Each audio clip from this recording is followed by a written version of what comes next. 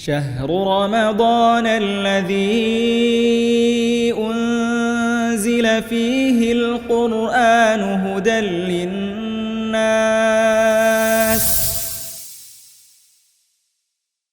Bismillahirrahmanirrahim. Assalamualaikum warahmatullahi wabarakatuh. Alhamdulillah wassalatu wassalamu ala rasulillah amma ba'd. Berjumpa kembali di program serial Ramadan Surabaya Mengaji. Dan insya Allah serial Ramadan Surabaya Mengaji ini akan tayang setiap hari selama bulan Ramadan. Dan insya Allah akan membahas tema dan topik menarik seputar bulan Ramadan. Alhamdulillah kita sudah bersama guru kita yaitu Ustadz Abu Ubaidah Asidawi. Gimana kabarnya Ustadz? Alhamdulillah. Alhamdulillah, Masya Allah. Tapi Ustadz, setelah 1 bulan full nanti kita berpuasa Ustadz. Dan sebentar lagi hari yang spesial ini akan datang ya Ustadz. Itu hari Raya Idul Fitri Ustadz. Nah, agar lebih bermakna Ustadz, hari raya kita ini, adakah sunah-sunah di hari raya tersebut Ustadz? Tafadhol Ustadz. Ya, Alhamdulillah, salatu wassalamu ala rasulillah. Amma ba'du, ya, hari raya Idul Fitri adalah salah satu hari gembira umat Islam, ya, hari perayaan. Karena setiap umat pasti memiliki perayaan. Nah, hari perayaan umat Islam itu 2, hari raya Idul Fitri dan hari raya Idul Adha. Ya, 2. Rasulullah SAW pernah ketika datang ke kota Madinah, mendapati penduduk Madinah memiliki 2 perayaan jahiliyah, maka Nabi SAW mengatakan, qad abdalakumullahu khairan minhuma. Allah telah mengganti dengan perayaan yang lebih baik daripada keduanya. Idul Fitri wa Idul Adha, yaitu hari raya Idul Fitri dan hari raya Idul Adha.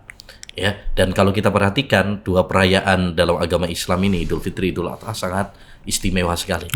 Idul Fitri jatuh setelah kaum muslimin berpuasa selama 1 bulan. Idul Adha jatuh setelah kaum muslimin melakukan ibadah-ibadah di 10 awal bulan Dzulhijjah. Ya, baik itu puasa, ya, baik itu ibadah kurban, baik itu terutama bagi para jemaah haji, mereka setelah melakukan wukuf di Arafah, takbiran dan sebagainya. Karena kegembiraan yang sesungguhnya dalam Islam itu adalah kita gembira dalam ibadah kepada Allah Subhanahu wa Ta'ala. Mengenai tentang sunnah-sunnah yang dianjurkan pada hari raya Idul Fitri, ya, kita dianjurkan untuk memuliakan, memeriahkan, karena ini adalah hari yang istimewa, hari yang gembira. Di antaranya yang pertama, kita mandi. Dianjurkan mandi seperti kita mandi jinabat, ya, sifatnya.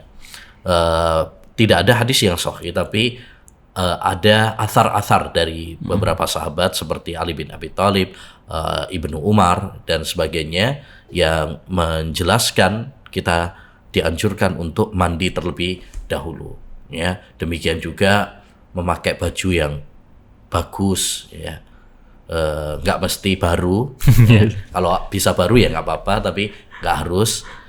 Kenapa? Karena kita mau menghadap Allah SWT. Yang kedua, ini adalah hari gembira. Hari gembira. Ya bani Adam khudhu zinatakum inda kulli masjid. Wahai anak Adam, ambillah perhiasan kalian, ya, pakaian kalian. Karena kita mau menghadap Allah SWT, lebih-lebih ini adalah hari gembira.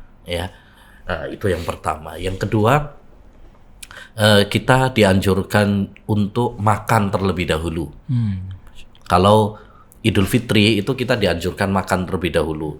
Ya, lebih-lebih kurma. Ya, kita dianjurkan untuk sebagai pembeda, ya, antara hari puasa dengan hari tidak, untuk menunjukkan bahwa ini tuh bukan puasa. Ya, sudah nggak puasa lagi gitu. Berbeda dengan hari raya Idul Adha. Kalau hari raya Idul Adha dianjurkan kita tidak makan terlebih dahulu sampai selesai sholat, ya, sampai selesai sholat. Itu pembedanya antara Idul Fitri dengan Idul Adha. Di antara yang dianjurkan juga, kita berangkatnya itu dengan jalan kaki. Ya, ke lapangannya itu dengan jalan kaki, sebagaimana kata Ali bin Abi Thalib, minas sunnati antusalliya ilal idi masya. Termasuk sunnah, kalau sahabat mengatakan termasuk sunnah, maksudnya sunnah Nabi.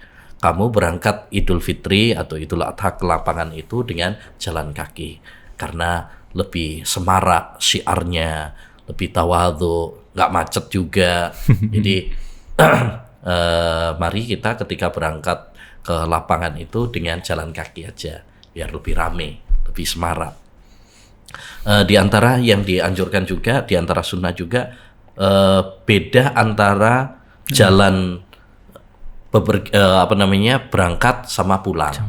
Ya, kalau misalkan pas berangkat dari arah barat, pulangnya dari arah timur, itu dianjurkan. Sebagaimana dalam hadis Jabir, Nabi itu kalau berangkat sholat id atau pulang itu khalafat thoriq, menyelisih jalan. Beda, jalannya itu berbeda. Terlepas dari hikmahnya apa, ya itu sunnah dari Nabi SAW. Ada yang mengatakan supaya menyemarakkan syiar Islam semakin semarak.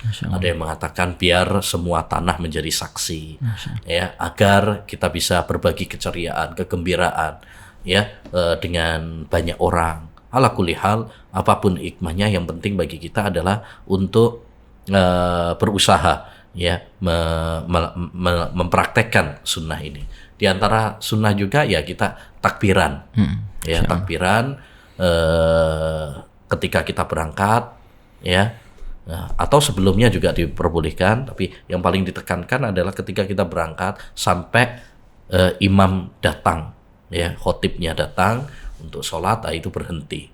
Nah, itu kita dianjurkan untuk takbiran, ya, Allahu Akbar, Allahu Akbar, la ilaha illallah, Allahu Akbar, Allahu Akbar, walillahil hamd.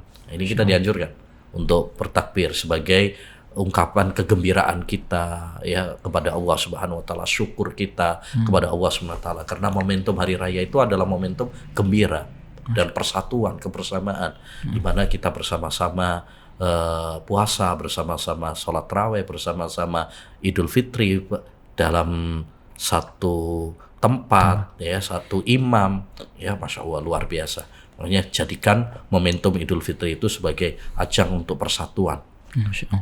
Dan dianjurkan juga kita sholat sesuai sholat Rasulullah SAW ketika Idul Fitri, Idul Adha, ya, kita dianjurkan. Bahkan dalam hadis itu Rasulullah SAW memerintahkan kepada para wanita, ya, bahkan yang haid sekalipun, untuk tetap berangkat untuk menyaksikan. Bahkan pernah ada seorang wanita mengatakan, wahai Rasulullah, kita nggak punya jilbab. Kata Nabi, hendaknya temannya minjamin dia jilbab.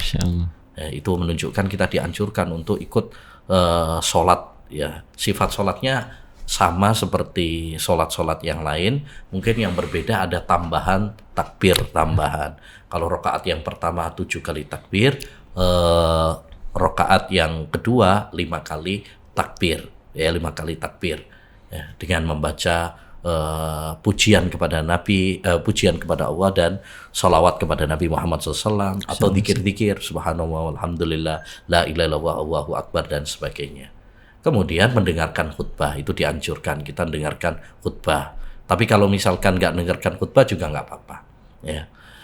Itu beberapa sunnah sholat hari raya secara singkat, ya. Mudah-mudahan Allah Subhanahu wa taala menerima amal ibadah kita selama bulan puasa. Oh iya, kita dianjurkan setelah sholat hari raya itu saling memberikan ucapan selamat, doa. Dulu Rasulullah dan para sahabat apabila selesai sholat hari raya saling mendoakan, taqabbalallahu minna wa minkum, semoga Allah menerima amal ibadah kita semuanya. Masya Allah. Nah, itu secara singkat, nanti bisa diperluas di pembahasan fikih, ya. Ini secara singkat saja. Nah, Masya Allah.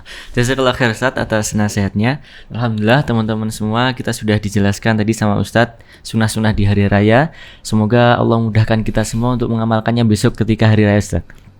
amin. Alhamdulillah. Kita sudah di ujung serial Ramadan ini, dan segenap manajemen Yayasan Surabaya Mengaji Official mengucapkan selamat Hari Raya Idul Fitri 1443. Taqabbalallahu minna wa minkum. Semoga Allah menerima amal ibadah kita semua, dan semoga Allah mudahkan kita semua untuk berjumpa kembali di serial Ramadan tahun depan. Cukup sekian episode serial Ramadan kali ini. Wassalamualaikum warahmatullahi wabarakatuh. شهر رمضان الذي أنزل فيه القرآن هدى للناس